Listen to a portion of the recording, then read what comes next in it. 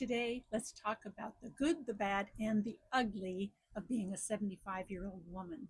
And honestly, aging is not for the faint of heart, but it's been one of the biggest blessings in my life. Let's start with the bad. Why not rip that band aid off right at the beginning? I have lived more than half of my life, and living in a 55 plus park makes me more aware of the end times coming up for me, because it's not unusual to hear an ambulance come into the park. It's not unusual to hear that somebody has passed away. I live in a snowbirding community in Arizona. So every year there's more and more people that we get the word that they're not returning for the season because of medical issues. As we get older, our body starts to deteriorate some. I used to love to do strenuous hikings, but now my stamina, well, she's kind of slowed down. Instead of hiking, I play senior volleyball on flat ground. Something most of us are faced with once we're over 50 is cataracts. And this past year, I had cataract surgery on both eyes.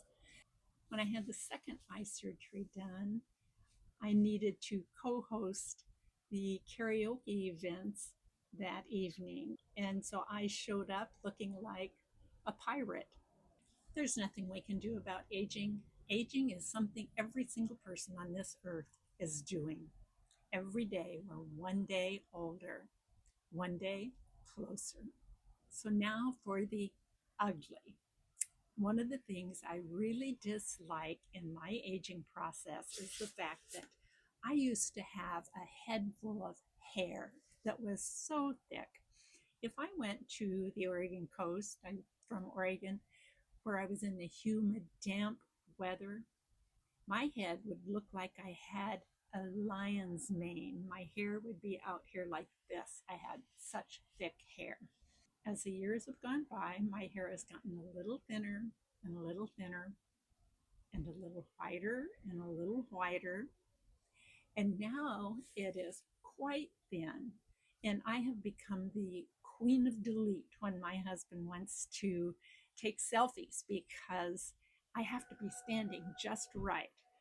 I inherited the high forehead in my family. And so if we have any wind blowing, then I look at those pictures after he takes them. Nobody's seeing that picture. Delete, delete, delete.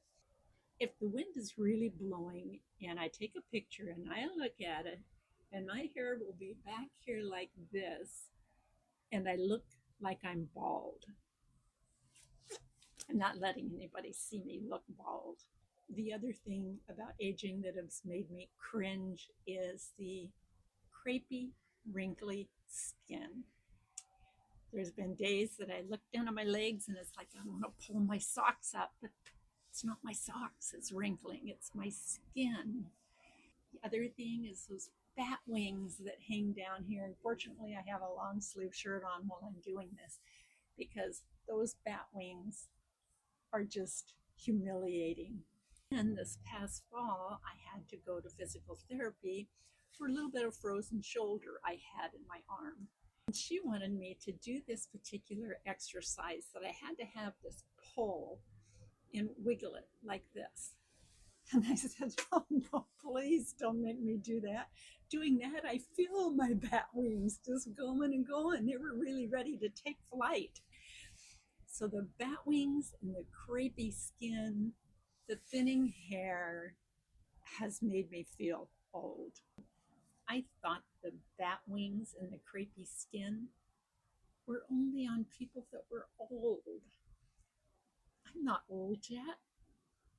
Other things that age has blessed my body with is the wrinkles in the face. And when I first started getting them, I thought, well, I could do a little Botox and fix that a little bit, but then where would I stop? Then I'd have to have it to hold the neck up. And pretty soon I'd have to have it to fix the skin on my arms and then my legs. Where would it stop? It wouldn't stop. I decided that I needed to embrace the age and just accept it.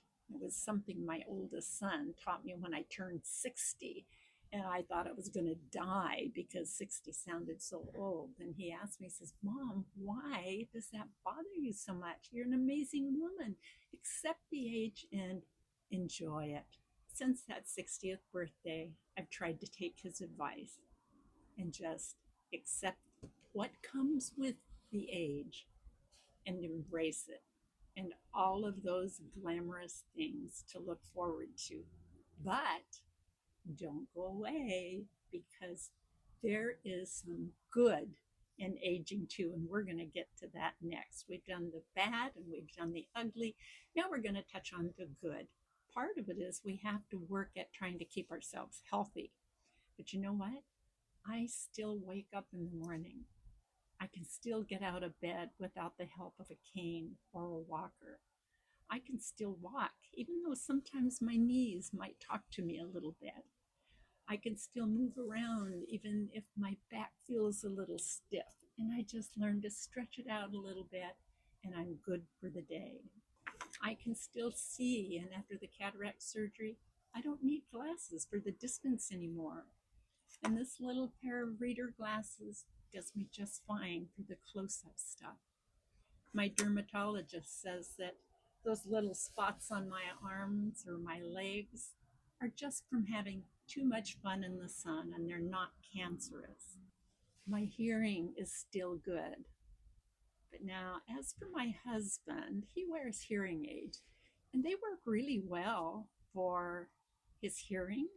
They don't do much of anything, though, for his listening. So even though my body may have slowed down a little bit from what I used to be able to do, here's the really good part, is that I don't complain much because I am still here. I am much more fortunate than a lot of people who didn't make it to this age. So rather than complain about being 75, about the aches and pains that come with aging, I remind myself there are many people who have been denied the privilege of living to the age of experiencing this gray hair, these wrinkles.